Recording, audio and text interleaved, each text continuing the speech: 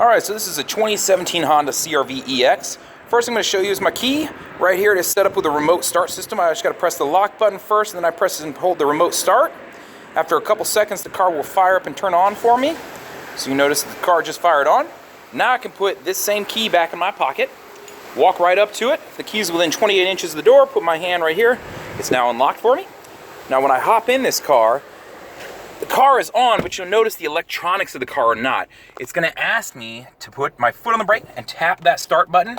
So I tap that, now everything else starts coming on the car. So just be aware that that's how this works.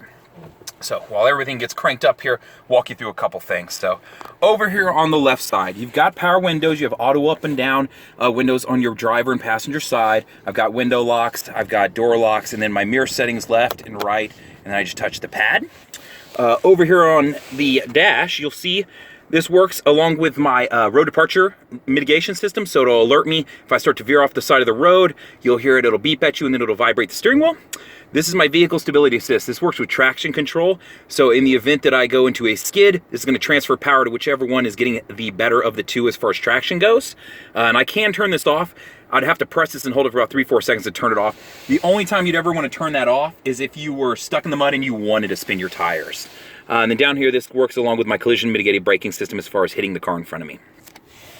Up here on the steering wheel, so show you a couple different things here. First one is right here. This is going to be my Bluetooth settings. So to answer a phone call, to hang up a phone call or go back, you'll see, and then voice command. So if I have an iPhone, I could press this and listen until I hear the beep for Siri, and then ask Siri to do things for me. So be aware that you can do that. So it gives you some other options other than just using Honda's Bluetooth setup and things like that. The I button right here. So when I press the I button, it's actually going to change this menu up here to a couple different ones, and I can select them as I go. To select it, I press the enter button right here. So just be aware. So I toggle to something that I want, and then select the enter button, and it goes into that menu, which my audio is off right now. Back over here, if my audio is on, I can drag my finger up this and down it to turn the volume up, or I can tap it. So super cool feature, I really like that. It's just a nice touch. If I have my audio on, let me click this on for us. I can press the up and down arrows, and this is going to toggle through my different options as far as what I have going right now. So you can see that. Just to show you the volume here, drag it on down, and it turns down the volume. So you can see it turning down right there. And then left and right will switch between my favorite stations or next track, that sort of thing.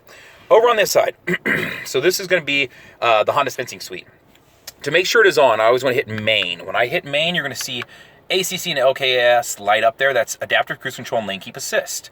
The first one I'll explain is lane keep assist. That is this one right here. When I press this button, you're going to see that come on up there. So you see those? Those dotted lines, when they fill in solid, which that means the camera, which is up here, is now reading it. When those fill in solid, it means it's now reading the road. You have to be going at least 45 miles an hour for it to do that. And then it'll detect the road. And now if I start to veer out of my lane, it'll naturally pull the steering wheel back over for me and keep me inside of my lane. So kind of a nice feature. My cruise control. So right now it's set up to when I get up to speed, I'd press set, which is not going to let me set because I don't have my seatbelt on right now. But once I get going, and then I can set the distance between me and I want the car in front of me. So when I do that, you're going to see this pop up, and then I can create distance or eliminate distance depending on how much space I want to allow. So that's how that works right there. And then you have your standard cancel, set, resume buttons. So those are pretty standard as far as cruise control goes. Over here, I'm going to move this out of the way and show you. If I want to set my lights to auto, flip them up to right there to where the hash mark lines up with auto. And then down here, these are my fog lights. So that's what's going on right there. On this side, this is going to be my windshield wiper controls. So nothing too crazy right there. Right on the tip of the linker stalk is where I can control the back window if I want to also. Let's jump over to the stereo system, or I should say the infotainment system. What you're seeing right now is the audio setup. I'll take you to the home screen. If I plug my phone into the USB, and it has to be the one with the phone on it, which I'll show you which one that is. It's that one right there. That is, you can see my finger pointing at it. That allows you to pull up Android Auto and Apple Carplay. When you plug into that, this will light up with either the Android Auto symbol, and it'll show it, or the Apple Carplay symbol, and that'll allow you to select it. When you do that, it'll let you pull up your maps, your messages, your music, plenty of different options. So super cool feature. Really like it, really recommend it. Be careful though, you have to use a good cord. If you buy the cheap gas station cord, you're going to get cheap gas station results. So I recommend getting a decent cord for this. Audio-wise, I'll show you all the different options you have audio-wise. I'll press the source button right here, and it'll pull them up. So I've got FM, AM, 90 days of satellite radio, USBs that I can plug into, pretty much anything with an IO play. My Bluetooth settings to listen wirelessly. It is Pandora compatible, so I can use that option also. And then I can like, dislike, skip to the next track, jump around around stations things from the steering wheel or the touch screen as opposed to my phone. So I'm going to jump back off of this and go over to the info button. This will allow me a couple different options of things you might like. First would be the tripometer computer. So if I just want to see trip information, which I can get to that same information over in the center of my steering wheel, which is right there now. I can get that same info right here. So just be aware of that. I can also set up a screensaver and some different things right there, which it'll give you that option. You'll see clock and wallpaper there. So let me jump back and go back to what we were looking at.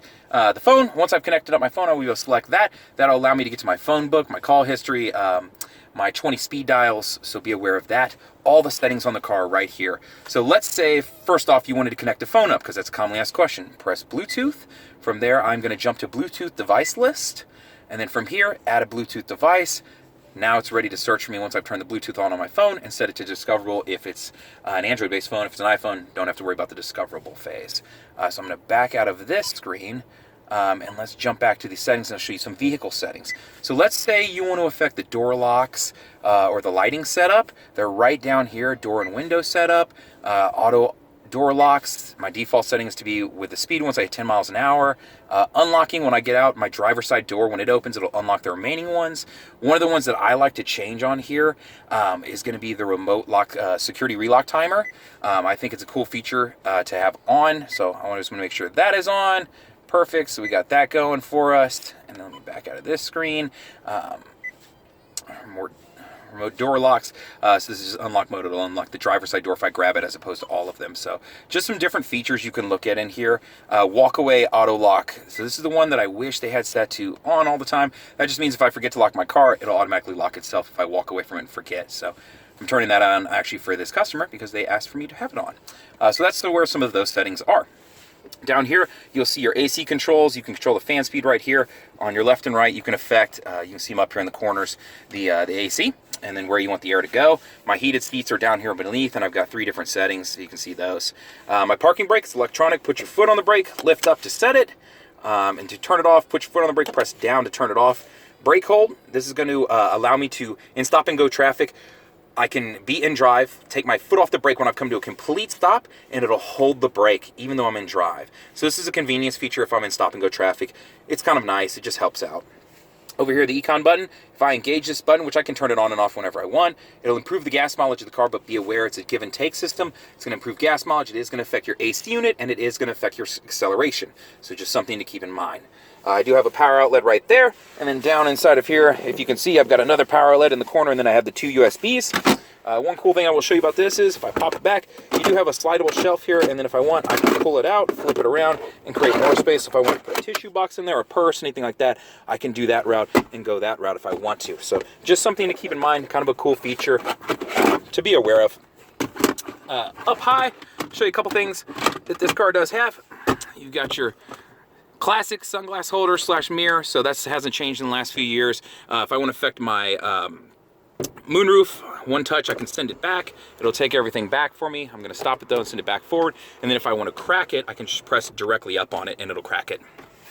This affects the lighting as far as when I open the doors in the car. Other than that, this is an EX model, so it's got cloth interior. This is a black on black version. I do like the new finish to the cloth. It's super sporty looking and definitely nice. And then it does have the wood grain finish now in it, along with the black on black, so it's a good looking car. If you have any questions, feel free to email me, jfuller@Howdy Honda. That's the letter J, then Fuller, my last name. You can always respond to this YouTube video or call me, 512-443-4300, and ask for Justin. Thanks.